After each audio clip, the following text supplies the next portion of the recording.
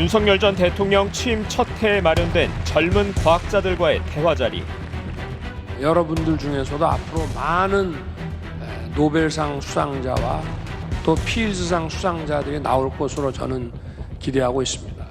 돈이 없어서 연구하고 공부할 수 없다는 말이 나오지 않도록 전폭적인 지원 약속. 하지만 바로 이듬해 모든 재정 사업을 원점에서 재검토하여 정치 보조금 예산, 이권 카르텔 예산을 과감하게 삭감하였고 2024년도 R&D 예산, 즉 국가 연구개발 예산이 전년도에 비해 약 4.6조 원이나 삭감됐습니다. 1991년 이후 33년 만에 첫 삭감. 삭감에 항의하던 카이스트 졸업생은 이른바 입틀막을 당하며 내쫓겼고 진행되던 일부 기술 개발이 중단됐습니다. 2년하고 한 90% 정도 설비를 만들어 놓고 하나도 못 쓰게 된 거죠. 나라가 기초 과학을 포기했다며 젊은 과학자가 한국을 떠나기도 했습니다. 국내 사람들이 가망이 없다라고 생각을 했고 해외 수많은 곳에 이제 지원을 하기 시작했고요. 연구를 계속하기 위해 부업과 아르바이트를 띄워야 했습니다. 모아둔 비상금 적금 같은 게 좀 있었는데 그것도 깨고 97년 IMF 경제 위기와 2008년 글로벌 금융 위기 때도 전혀 삭감하지 않았던 R&D 예산은 과연 왜, 누구의 지시로, 어떤 과정을 거쳐 삭감됐을까요? 2년 전 과학계는 물론 나라 전체를 발칵 뒤집어놨던 R&D, 즉 연구개발 예산 삭감. 윤석열 정부 두 번째 해였던 2023년, 이듬해 2024년 국가 연구개발 예산을 약 4.6조 원이나 삭감해 발표했습니다.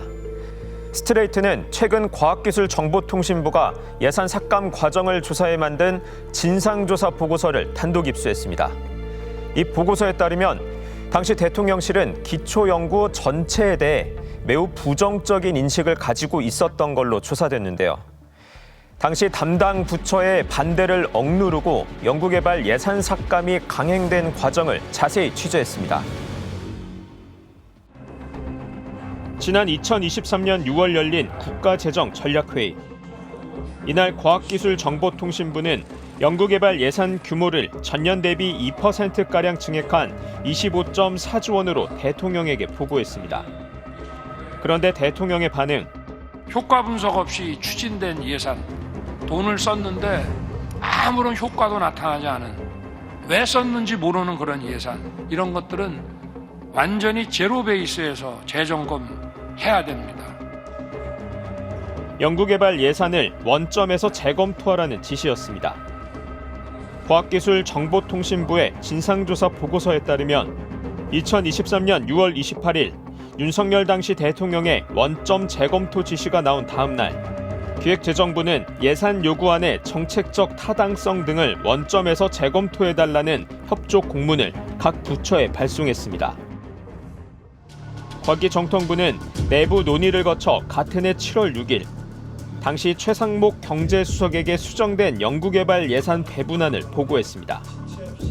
과기부가 주관하는 R&D 예산 규모는 전년도보다 2% 증액된 25.4조 원으로 유지하되 2027년까지 총 20조 원을 확보해 글로벌 R&D 등으로 방향을 대전환하겠다는 내용이었습니다. 그런데 이 보고를 받은 당시 최상목 경제수석. 핵심적인 연구 개발에만 금액을 배정해 우선 10조 원 정도 수준의 R&D 예산안을 만들어 오라고 요구한 것으로 확인됐습니다. 10조 원 규모의 예산에다 꼭 필요한 예산만 추가하라고 했는데 경우에 따라 연구개발 예산이 10조 원, 거의 15년 전 수준으로 깎여 편성될 수도 있다는 통보였습니다. 주영창 당시 과학기술혁신본부장은 7월 초 경제수석이 R&D 예산을 10조 원부터 시작하라고 말하는 걸 듣고 큰 충격을 받았다고 진술했습니다. 2024년 주요 R&D 예산을 과기부가 마련했던 25.4조 원에서 10조 원 수준으로 삭감하라고 지시한 사람이 누구라고 하셨죠? 경제수석입니다. 경제수석 누구예요? 최상목입니다. 이 방침에 따라 예산 배분을 조정한 뒤 7월 25일 이종우 과기정통부 장관은 과기부가 담당하는 주요 R&D 예산을 17.4조 원, 즉 6월 28일 보고한 예산안에서 8조 원이나 줄여 윤석열 당시 대통령에게 보고했습니다. 애초에 계획한 예산을 대폭 삭감해 보고하는 과정에서 과기정통부 관계자들이 연구개발 예산 삭감 시 예상되는 심각한 부작용을 윤 전 대통령과 최상목 수석에게 호소했던 사실도 드러났습니다. 이종우 장관은 7월 25일 윤 전 대통령에게 8조 원을 줄인 주요 R&D 예산을 보고하면서 4조 원 규모의 추가 재원이 필요하다고 언급했습니다. 하지만 윤 전 대통령은 개혁에 대한 저항을 언급하며 강하게 질책한 것으로 조사됐습니다. 그리고 이종우 장관은 7월 25일 대통령 보고 직후 윤 전 대통령에게 대학의 연구 생태계 훼손과 학생 피해 등에 대한 우려를 담아 증액을 건의하는 내용으로 장문의 문자를 보냈습니다. 하지만 답장은 오지 않았고 대통령이 이 문자에 매우 화를 냈다는 소식을 전해 들었다고 합니다. 이제 많이 화나셨다 뭐 그 정도까지 들었지요. 그런 뭐 어려운 자리였고 네네. 제가 잠을 그때는 못 잤어요. 막 그 스트레스를 너무 많이 받아가지고. 앞서 과기부 역시 최 수석에게 보낸 보고서에서 연구 개발비가 삭감되면 석박사급 연구 인력 인건비가 9천억 원가량 삭감된다. 또 중견 연구자 지원이 제외돼 젊은 연구자가 리더로 성장할 수 있는 사다리가 상실될 위험이 있다고 하소연했습니다. 정의권 당시 과학기술혁신조정관은 처음부터 기재부와 대통령실은 기초연구 전체에 대해 매우 부정적인 인식을 가지고 있었고 삭감해야 한다고 주장했다. 기초연구 전체가 카르텔이라는 인식을 가지고 있었다고 말했습니다. 윤 전 대통령이 R&D 예산 뿌려주기는 예산 지원을 통해 지지를 얻으려는 것인데 이런 걸 삭감해야 한다고 언급했다는 진술도 나왔습니다.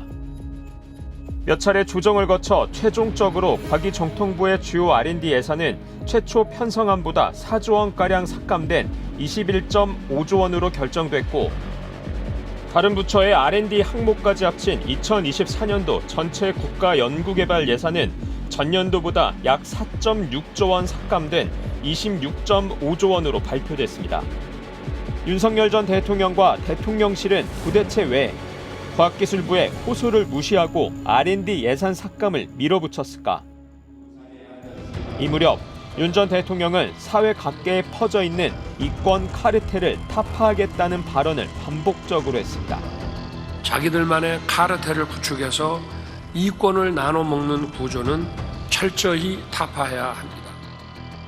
이권 카르텔, 부패 카르텔에 대한 보조금을 전부 폐지하고 앞서 2022년 11월 윤 전 대통령은 과학기술계 원로들과의 대화에서 나눠먹기식 R&D 예산에 대한 개선이 필요하다는 의견을 들었습니다. 그 이후 뚜렷한 성과가 안 보이는데도 연구개발 예산을 받는 연구를 일종의 이권 카르텔로 인식한 게 아니냐는 분석이 나옵니다. 과기정통부 진상보고서에 따르면 최상목 당시 경제수석은 2023년 7월 6일 과학기술부의 보고를 받는 자리에서 과학계 카르텔을 강도 높게 비판했습니다. 당시 최 수석의 발언을 들은 과기정통부 간부는 귀를 의심했다고 말합니다. 기재부는 엘리트라서 카르텔이 아니지만 과학계는 카르텔이고 뭐 R&D 예산도 나눠먹기가 심하고 비율이 심하다 뭐 이런 이야기를 했던 기억이 나요. 이런 말씀 들으셨을 때 그 당시 좀 어떠셨나요? 좀 이상했죠. 왜냐하면 뭐 저기 공개석상에서 할 말은 아니라고 생각했어요. 뭐 과학기술계 전체를 폄하하는 말이라서 기분이 나빴죠. 그리고 윤 전 대통령이 R&D 예산 원점 재검토를 지시하기 2달 전 열렸던 한미 정상회담. long time ago. 아메리칸 파이라는 팝송을 부른 장면이 널리 회자된 이 회담 이후 윤 전 대통령이 국무회의에서 글로벌 R&D, 즉 연구개발 국제협력 예산에 증액을 강조했다는 진술이 다수의 관계자들에게서 나왔습니다. 당시 국무회의 회의록을 보면 한미기술동맹이라는 새롭고 구체적인 얘기가 지금 등장합니다. 이 국무회의 직전에 국가적 큰 이벤트 있었죠. 부총리 뭔지 아시겠습니까? 네, 4월 미국 순방 이후에 글로벌 R&D에 대한 어떤 필요성에 대해서 강조가 됐고, 이를 근거로 국제 협력을 위한 글로벌 R&D 예산의 중요성에 관심을 갖게 되면서 기초연구 R&D 예산에 대한 윤 전 대통령의 비판적 시각이 더 심화됐을 거란 해석도 나오고 있습니다. 실제 R&D 예산이 깎이는 와중에도 글로벌 R&D 분야 예산은 1조 원 넘게 증액됐습니다. 한미 정상회담 다녀오고 나서 불과 며칠 되지 않아서 열린 5월 2일 날 국무회의에서 아주 본격적으로 R&D 국제협력 예산 높여야 된다. 추가적으로 졸속적으로 감액이 이루어지고 그 이후에 또 졸속적으로 증액되는 그 과정을 불과 한두 달 사이에 밟게 되었다고 보고 있습니다.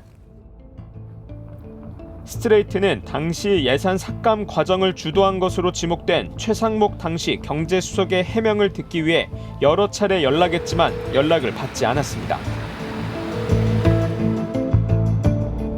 국난이라고 불릴 정도의 경제 위기에서도 역대 정부는 국가 R&D 예산만큼은 전혀 깎지 않았습니다. 그만큼 기초 과학에 대한 투자는 우리의 미래와 직결되기 때문입니다.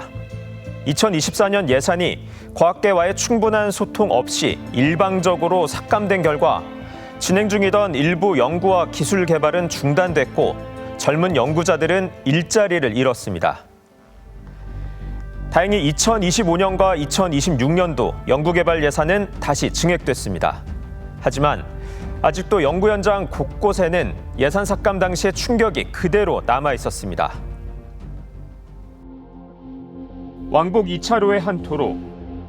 어린이 통학 차량이 멈춰서자 뒷차들이 따라오는 도로 바닥에 빛으로 추월 금지라는 선명한 글씨가 나타납니다.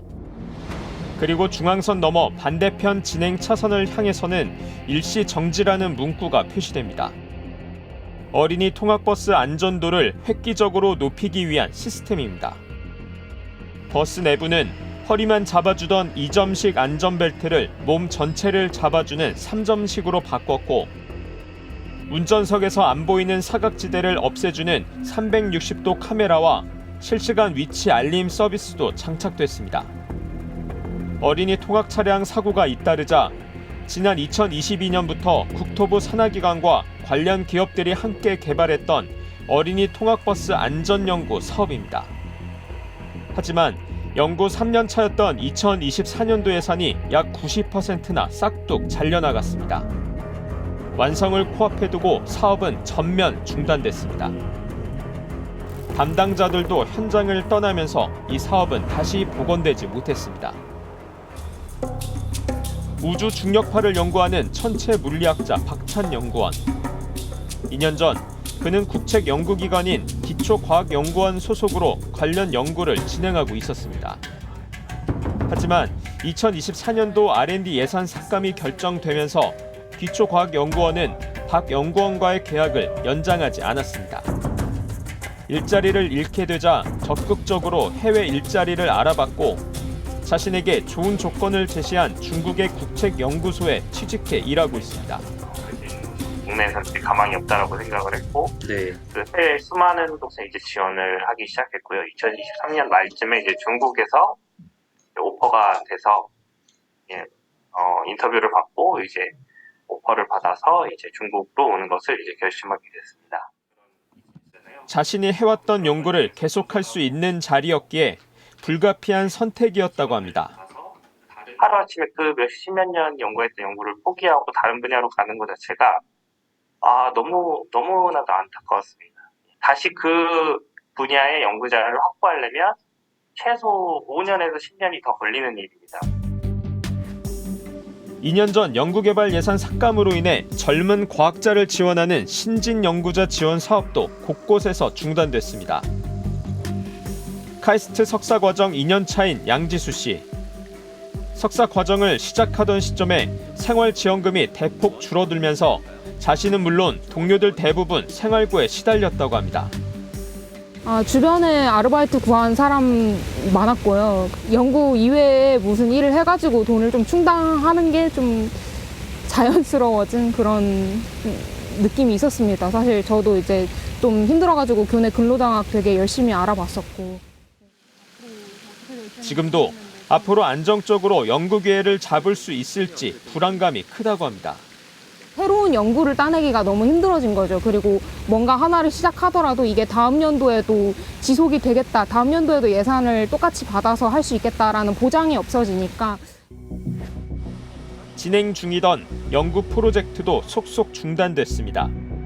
비행기 엔진과 기계 발전 설비 개발 연구를 담당하던 연구원 김모 씨. 역시 2024년 관련 예산이 90%나 깎이면서 연구를 접어야 했습니다. 정부가 약속을 한 거잖아요. 연구비, 연구협약이라는 게. 이 협약을 정부가 마음대로 필요에 따라서 바꿀 수 있구나. 거의 다 완성해 놓은 국산 설비는 그대로 버려지면서 중단되기 전까지 2년간 연구개발에 투입됐던 예산은 그대로 날린 셈이 됐습니다. 2년하고 한 90% 정도 설비를 만들어 놓고 하나도 못 쓰게 된 거죠. 그러니까 설비가 아깝게 그냥 지금 방치되어 있는 상황이 되고요. 거기에 들어간 돈이 설비 투자비 한 6, 7억 됐으니까 그 매몰이 된 거죠. 2024년 예산 삭감으로 중소벤처기업부가 실시했던 연구과제 가운데 200건이 중단됐고 이 연구과제들이 중단되면서 회수할 수 없게 된 매몰 비용도 700억 원이 넘는 것으로 조사됐습니다. 나눠먹기식 R&D 예산을 개선하려고 했다면 과학계와 충분히 소통했어야 합니다. 하지만 2024년의 예산 삭감은 이런 과정도 없이 한 달여 만에 급하게 진행됐습니다. 연구 생태계는 큰 타격을 입었고 정부 정책에 대한 연구자들의 불신은 쉽게 회복되기 어려워 보입니다. 국가 R&D라는 것은 국가와 연구개발 주체의 하나의 계약입니다. 중장기로 갈 수 있는 이 연구개발조차도 국가를 믿고 가는 것도 중간에 단절될 수 있음을 보여줬던 사례가 되고요. 올해 노벨 생리의학상과 화학상을 일본이 가져가면서 일본은 과학 분야 노벨상 수상자만 27명이나 보유하게 됐습니다. 가뜩이나 취약한 우리 기초과학 연구 분야. 납득하기 어려운 이유로 급하게 밀어붙인 예산 삭감의 충격을 극복하려면 더 많은 시간 그리고 더 많은 투자가 필요한 상황이 됐습니다.